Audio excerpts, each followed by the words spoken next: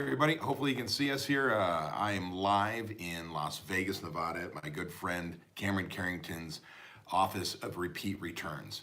And I'm gonna tell you right now, I've known Cameron for 14 years now. Yep. We have done a lot of things together, seminars, workshops, heck, we've done brainstorming on how to grow our companies, what have you. And there's nobody I trust more with marketing than Cameron, bar none.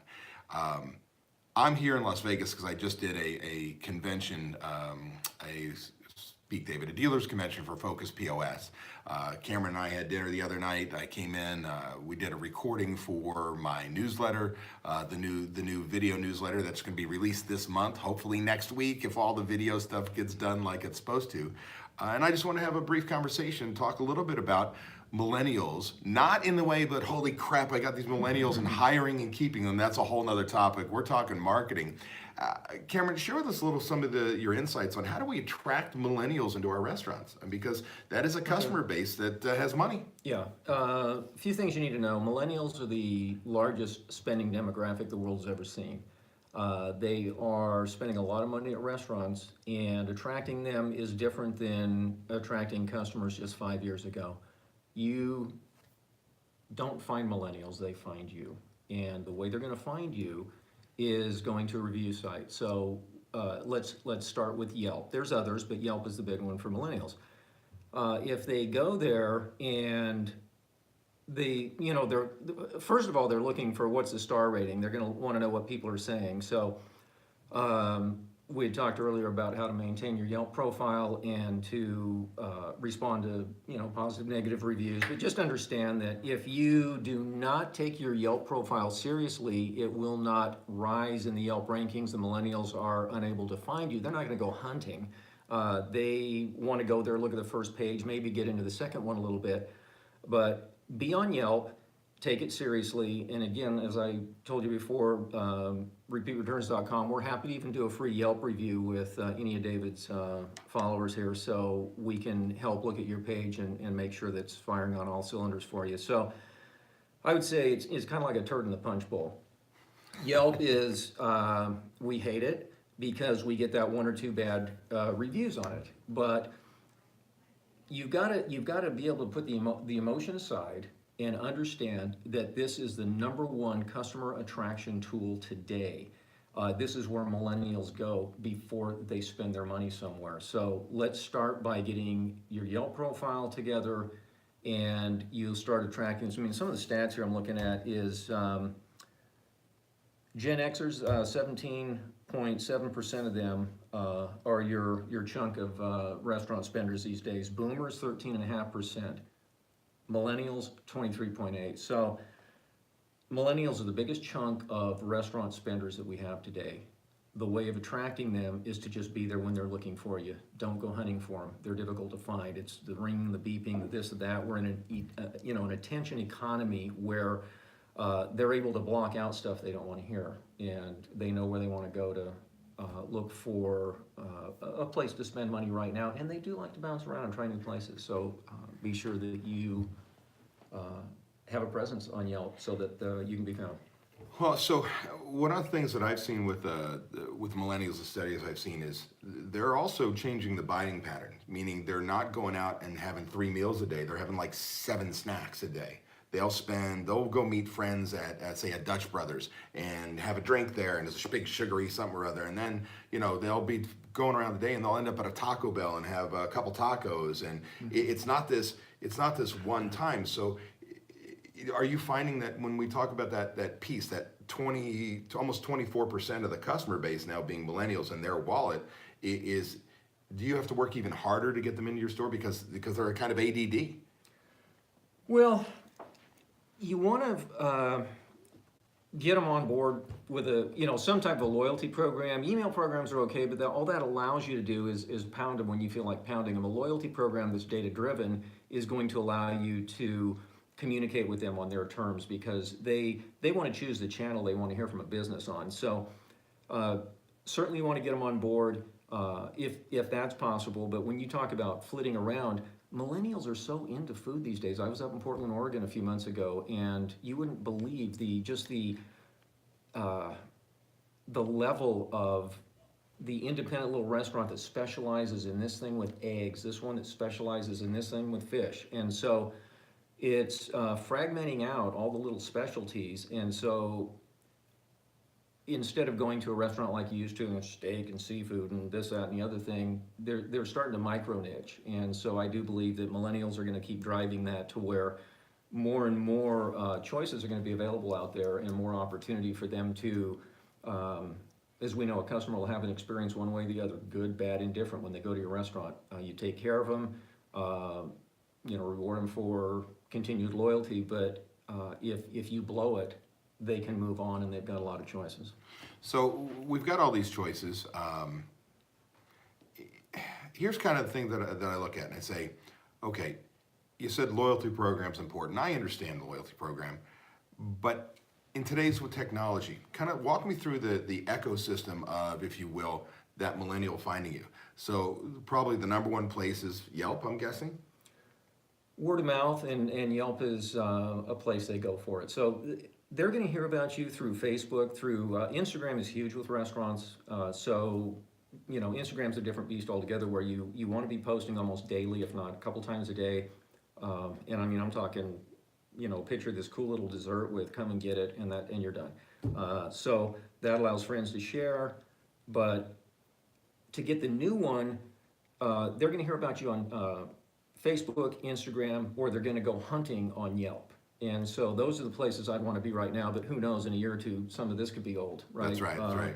So, staying up on it is going to be challenging as the years unwind here. But once you've got that millennial in the door, they enjoy doing business with places that are feel familiar to them. And cause marketing is one of the things that we do with some of our clients, and that is millennials are more driven by helping the planet, saving the animals, doing this, doing that. And so our Community Connection program allows restaurants to let groups of customers select different causes they want to support, and so they know that coming back to that restaurant over and over is also supporting that cause. So that's one of the things that we throw in there to help maintain a millennial. All right, so we find them on Instagram. We find them Instagram's funny to me in the sense that you remember when Instagram first came out and every restaurant owner bitched and moaned, these sons of bitches are slowing down my table turns, taking pictures of their freaking food. Now we're like, chef, if you don't put Instagram ready food out, I'm gonna kick your ass, because I need everybody to, right? Because it's that social proof. Look how good this is. Oh, you've got to come.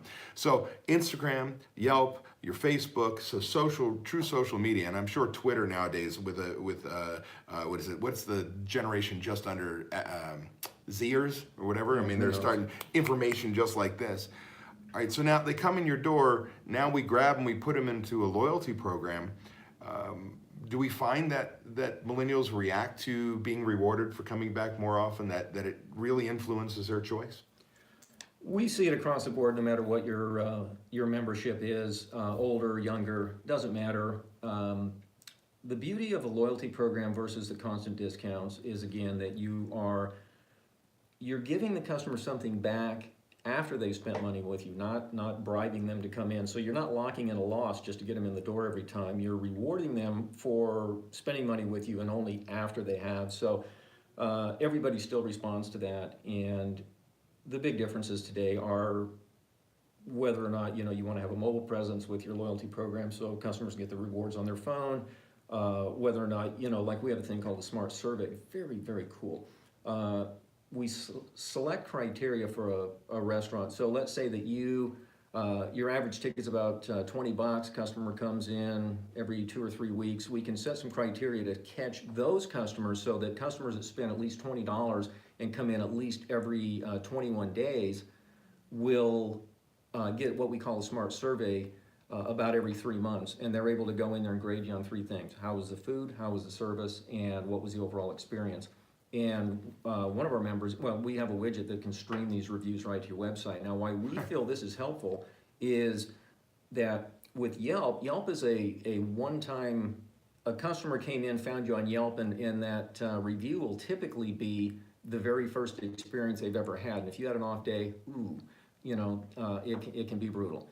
Your own customers that have done business with you over and over and over, though, those customers, when they review you, are generally pretty honest about, hey, it's usually been really good here. You guys dropped the ball the other day. I'm giving you 4 stars instead of 5. But now you can stream these authentic reviews right to your website, so somebody that finds your website can see what your own customers have to say about your business. Nothing like social proof. We all like Yeah. that. Is there one thing that you said, okay, if you're trying to get a part of that 24% market share, if there was one thing, just one thing you've got to do, what would it be? It's the wild, wild west right now with data-driven marketing, and Domino's Pizza kind of led the charge in the pizza industry, and they went from, well, let's just put it this way: they outperformed some of the biggest tech companies on the planet, including Facebook, Google, Amazon. They outdid every publicly traded restaurant on Wall Street, and the only difference with Domino's Pizza is they transformed into a tech company versus a pizza company. And that's the big opportunity right here, is because any mom and pop can become a tech company with a company like mine or others out there that provide these services. The cost has never been lower, the reach has never been greater, the accuracy has never been as high as it is now in being able to target a customer and communicate with them, engage with them based on their own preferences and their personal habits. So instead of having a marketing program that just goes boom, boom, boom to everybody, you now have a marketing program that puts every single one of your customers on an individual marketing path designed for them. And it just makes sense when the clothes fit, you look better. When the marketing fits the customer, they come in more often because it's in sync with them. You're not fighting Well, away. the crazy part about what Cameron's talking about, and this has taken him years to perfect and automate, and I'm telling you right now, where they've dialed in repeat returns is crazy. Old marketing, throw coupon out there to every customer. Yep. And I'm somebody who believes couponing's fine, but I'm against the overuse and misuse of couponing. And what you do is you'd end up, the idea is if you're at break-even point or better, that you bring in a brand new customer with a coupon, you make more money if you're past break even. That is correct. Problem is, we send them out to our existing customers. And so now you discount your actual sales. They would have come in anyway, but why wouldn't they use the coupon? They already love you. Why should I pay what's not the real price? You've drilled in and made it a science that you know that one customer just loves you. You haven't seen them in a while. You just need to email them, hey, come on, we miss you, come in. It's more about being top of mind instead of having to bribe the entire customer base all the time. And let me give you a couple of tips on what to avoid for sure. You'll hear buzz. Listen, whenever a slick salesman calls you on the phone, they're coming from a venture capital company that has got VC backing. They got a big sales team in there, and they got to hit sales quotas. So they're going to hit you with whatever gimmick of the month they have, and one of them right now is this whole thing. Oh, this app, there's a beacon, so when somebody's nearby, it'll send them a discount to come in. Why do I want to discount a customer that's walking through my front door right now? It's ridiculous. It sounds cool, but you've really got to watch out. You've got to separate the hype from the reality of your bank account. Discounting a customer that's ready to walk in your front door is dumb. So mince your words, just soften it a little bit. Let's just say the path less stupid is to customer comes in, they earn their points, and that's another thing too, is when a customer's earning points, you'll find that they spend more because they're getting more. They're getting something back. So it's not so much that I need to get $5 off because I'm going to lose 5 points. A lot of people think that way, so they want to earn their points, so they're not as price sensitive. But I'd say watch out for this whole beacon scheme of when they come by that they get pinged with a discount. I don't want a discount business of walking right through my front door right now. The other thing that you'll see too is the old style retention programs. They're just based on calendar. If a customer hasn't been in 30 days, it will send them something. If a customer hasn't been in 2 months, it will send them something. This again is over discounting a lot of your customers, because you may have a customer that comes in every 45 or 50 days, right? That's just their natural buying cycle. And so if you're sending them a 30-day discount because your loyalty program is dumb and things are missing, you're discounting that customer every time they come in.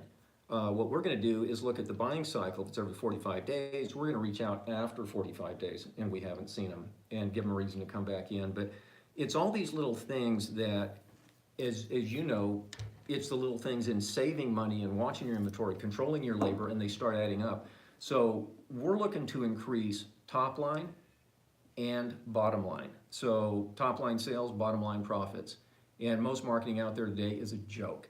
It's a scheme of the month, pound and pound and pound them, look at, we got a cool beacon, we got this thing, and separate yourself from the shiny object and have a reality check. I had a customer call me one time and he says, hey, these people called me, they got a really good pitch and they were talking about big data and that I can download reports and look at spreadsheets and make better marketing decisions. And I said, what's your goal here? Well, if I can make better marketing decisions, I can increase my sales, get more traffic. I said, okay, let me tell you, the reports and things they're talking about are already in our marketing manager, and we're already doing your marketing based on the data that we have, and you've never had to run a report. You've never had to look at a thing and pretend that you got a PhD in data science.